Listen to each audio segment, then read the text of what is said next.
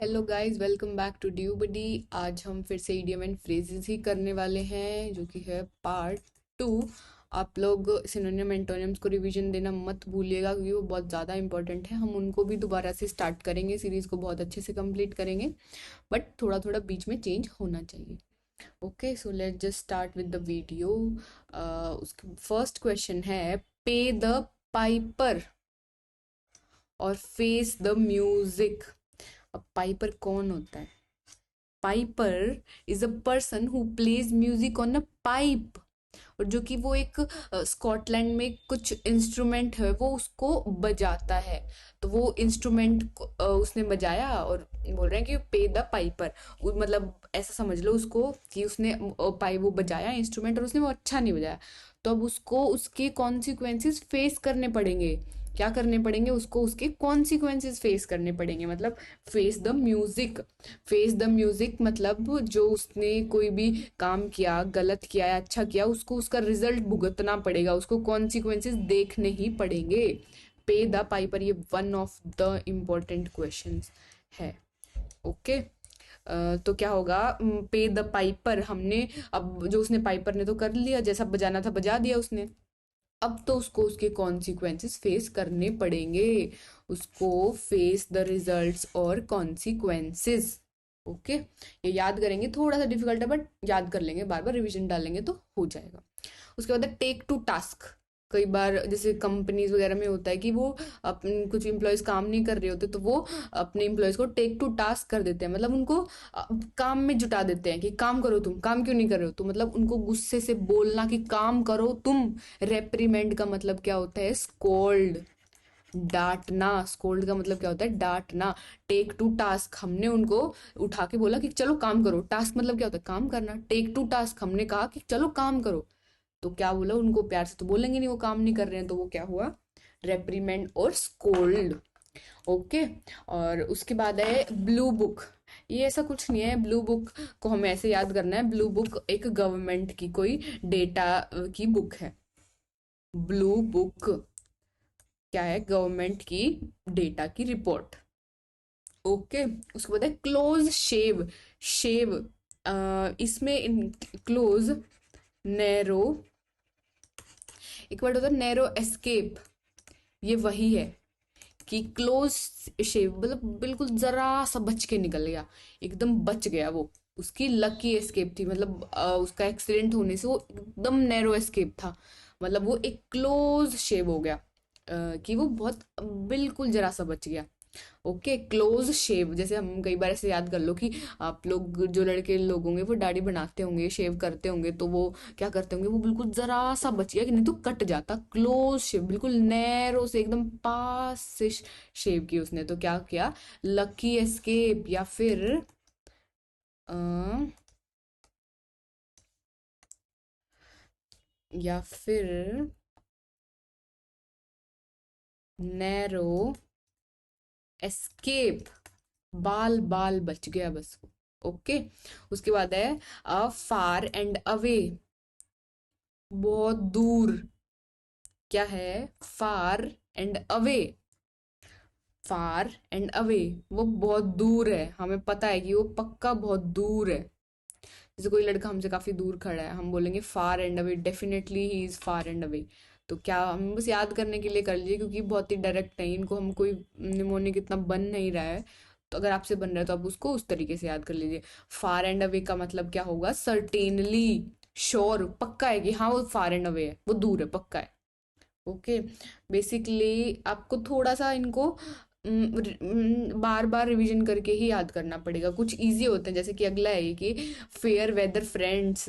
Fair weather मतलब अच्छा, अच्छा वेदर है और बस अच्छे टाइम में या दोस्त है तुम्हारा, वो तुम्हारे बुरे टाइम में दोस्त नहीं है। यहाँ पे यूं नहीं का बैड वेदर, यहाँ बोला है फेयर वेदर, अच्छे टाइम में, friend only in good time. इसका ऑपोजिट क्या होगा? इसका ऑपोजिट होगा थ्रू। ये भी एक इडियम है, इसको भी याद कर लीजिए, थ्रू।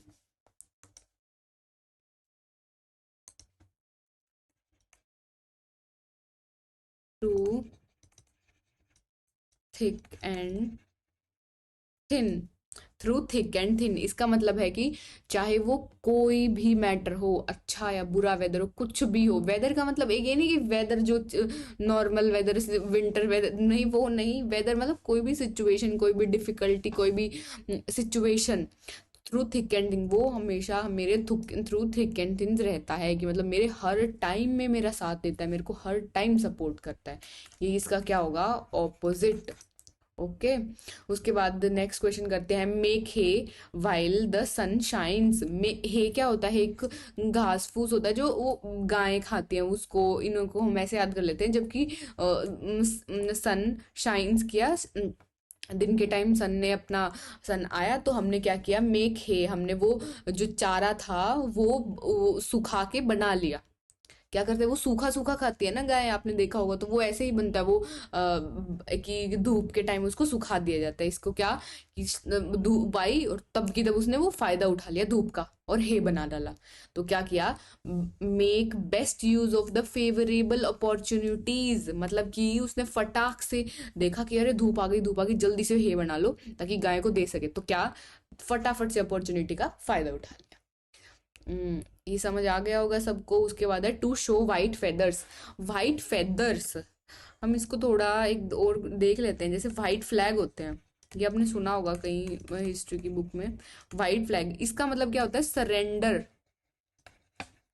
सरेंडर, हार मान लेना। हार मान लेते हैं जब व्हाइट फ्लैग दिखाते हैं। उसके बाद हम देखेंगे व्हाइट फेदर्स। व्हाइट फेदर्स का मतलब है कि कोई तुम्हें उसको white, to show white feathers की मतलब वो डर रहा है। क्या हो रहा है, डर रहा है। व्हाइट फ्लैग मतलब सरेंडर करना, ये भी किसी हार से रिलेटेड है। और हार होगी तो तभी वो डरेगा ना, कि यार नहीं, वो बहुत नर्वस है, हार गया है। इसलिए क्या होगा, to show white feathers. White feathers क्या होगा, टू शो फियर। उसके बाद है ninth question, a feather in the cap. वो तो क्या था, डर गया। टू शो वाइट फेदर क्या होगा, टू शो फियर, वो डर गया, वो वाइट फीदर दिखा रहा है क्योंकि वो डर चुका है, वो डर चुका है। और अब है फीदर इन द कैप। जैसे अब के टाइम में तो नहीं, पहले जब पुराने टाइम में जो इंग्लिश लोग थे वो क्या करते थे, उनकी कैप में एक फीदर डालते थे। जो अच्छा काम किया, उसने कोई अचीवमेंट की तो एक फीदर डाल दिया। ये वही है, कैप में अ फीदर इन द कैप, उन्होंने कोई अच्छा काम किया, अ वेरी गुड अचीवमेंट, कोई उन्हें अचीवमेंट प्राप्त हुई, तभी उनको एक कैप डाल, फीदर, उनकी कैप में एक फीदर डाल। नेक्स्ट क्वेश्चन है, इनमें हम ज़्यादा टाइम नहीं लगा सकते क्योंकि हमें ये ऐसे वर्ड्स होते हैं जो एकदम कि हमें थोड़ा प्रैक्टिस से रिवीजन में डाल लेंगे ना तब ये याद होते हैं। ऐसा नहीं है कि हम मैं इनको बहुत देर तक समझाती रहूँ, ऐसा नहीं होगा। ये आपको बहुत जल्दी जल्दी बहुत सारे करने होते हैं। उसके बाद है एटलीज हील। इसका मतलब क्या होता है वो मैं बताती हूँ। एक ना ग्रेट वॉरियर थे, ग्रेट वॉरियर ऑफ ग्रीक, जिनको जैसे कि उल्टा लटका के, उनकी हील से पकड़ के, जैसे पैर से पकड़ के उल्टा पानी में लटका दिया था। तो अब हम ये वाली स्टोरी मुझे अच्छे से नहीं पता, बट ये ऐसा कुछ था। तो हम उससे याद कर लेंगे, उसके पैर ऊपर से पकड़ के नीचे लटका दो भाई, वो तो उसका वीक पॉइंट है। वो इतना डर गया ना इस बात से, तो वो उसका वीक पॉइंट है। वो और कुछ भी करेगा, पर ये एक बहुत ज्यादा वीक पॉइंट है उसका। तो क्या हुआ, एक्लीज हील मतलब वीक पॉइंट। समझ आया, ये एक्लीज हील मतलब वीक पॉइंट। क्योंकि उसको ऐसे ऊपर से लटकाया तो वो उसका सबसे वीक पॉइंट है। उसके बाद है गुड सैमरिटेरियन। ये एक वर्ड होता है जो एक उस इंसान के लिए यूज होता है जो कि बहुत काइंड होता है। काइंड, हम्बल, जेनरस, और जो सबकी हेल्प करे, जो कि हेल्पफुल होता है। तो एक गुड सैमरिटन क्या होगा, एक रियली काइंड मैन जो सबकी हेल्प करे। एक गुड सैमरिटन तो क्या होगा, एक अच्छा व्यक्ति। एक वर्ड था ऑल्ट्रिस्टिक, ये मैंने क्या बताया था इसका, जो बंदा सबको ट्रस्ट कर ले। क्या, जो सबको ट्रस्ट कर ले, जो सबकी हेल्प कर ले। तो ये दोनों आपस में सिनोनियम है, ये दोनों एक दूसरे के सिनोनियम हैं। ठीक है। उसके बाद है twelfth point, to rise like a phoenix. Phoenix क्या होता है, फीनिक्स का मतलब होता है कुछ नया, to start something new. Phoenix, to fresh like a phoenix, phoenix का मतलब होता है कुछ नया, फ्रेश। तो हम इसमें कैसे याद करेंगे कि to rise like a phoenix, phoenix I think एक बर्ड भी होता है शायद कुछ। तो वो हम यूँ सोच लेते हैं कि ये फिनिक्स बर्ड है, तो वो ऐसे सुबह सुबह को बहुत अच्छे से ऊपर उड़ता है पूरे आसमान में, तो to rise like a phoenix, to start afresh from a low position, की मतलब अपना दिन, एक नया दिन अच्छे से शुरुआत करना उसकी, क्या कुछ कोई, टू स्टार्ट समथिंग न्यू, कोई अच्छी सी शुरुआत करना कोई लो पोजीशन से, to rise like a phoenix, phoenix कोई बर्ड है, वो अपनी एक नई शुरुआत करता है रोज, डेली डेली अपने इतने बड़े आसमान में उड़ता है। ओके, तो हमें ये याद हो जाएगा, करना पड़ेगा कोई ऑप्शन नहीं है। उसके बाद करते हैं to meet one's Waterloo. Waterloo क्या है? वाटरलू एक बैटल फील्ड है between Napoleon and I think Russia, ये वो है। तो वाटरलू, टू मीट वंस, अब वाटरलू तो क्या कर लेंगे, वाटरलू पे क्या हुआ था, उनकी डिफीट हो गई थी। तो क्या मतलब कि अगर हम आज के बाद कभी बोलते हैं कि टू मीट वंस वाटरलू, इसका मतलब क्या होगा कि वो वाटरलू किस लिए जाना जाता है, कि वहां पर कोई डिफीट हुई थी, तो हम भी उसको इसी तरीके से याद करेंगे कि कोई बोलेगा कि टू मीट वंस वाटरलू, तो हम उसको याद कर लेंगे उसको, वहां पर उसकी पराजित हुई थी, I mean to meet one's defeat, वो वहां पर हार गया था। टू मीट वंस वाटरलू, कि वो वहां पर हार गया था। To have cold feet, cold feet मतलब जैसे तुम बहुत ज्यादा नर्वस हो, तुम्हारा कोई, अब तुम्हारे पेपर देने जाओगे, पेपर देने जाओगे तो क्या होगा, पेपर देने जाओगे तो तुम बहुत नर्वस फील करोगे, नर्वस फील करोगे तो क्या, तुम्हारे पैर एकदम ठंडे पड़ जाएंगे, तो क्या तुम बहुत नर्वस हो, रिलक्टेंट हो, मतलब तुम एकदम रेडी नहीं हो उसके लिए, बहुत रेजिस्टेंस कर रहे हो कि यार मैं कर पाऊंगा नहीं कर पाऊंगा, ये क्या होगा नहीं होगा, ऐसे बातें सोच रहे हो, तो क्या होगा, तुम्हारे पैर ठंडे पड़ गए हैं। तो ये बहुत इजी है, ये आप कर लोगे। ये थोड़े और डिफिकल्ट डिफिकल्ट है, ये तुम्हें रिमेम्बर करना ही पड़ेगा सबको। ओके, पर हम कर लेंगे, मिलके कर लेंगे। तो to raise a dust, to raise a dust क्या होता है, पहले इससे पहले एक और कर लेते हैं, throw dust in one's eyes, हम किसी आंख की आंख में धूल झोंकना, तो क्या हुआ, ये सुनते हैं ना, टू चीट somebody और समवन, तो to throw dust in one's eye, तो मतलब किसी के साथ चीटिंग करना, ये क्या करेंगे, टू रेज अ डस्ट। तुम सब ये सोचो, हम ये सोचेंगे कि कोई कार चल रही है, कार चल रही है, कार ने इतनी धूल उड़ा दी, इतनी कंफ्यूजन कर दी, इतनी अपरोर, कंफ्यूजन का मैंने सिनोनिम्स बताए थे, क्या था, अपरोर, अनरेस्ट, ये बताए थे ना, ये याद करो, ये से रिलेट करो, कमोशन, डिस्टरबेंस क्रिएट करना।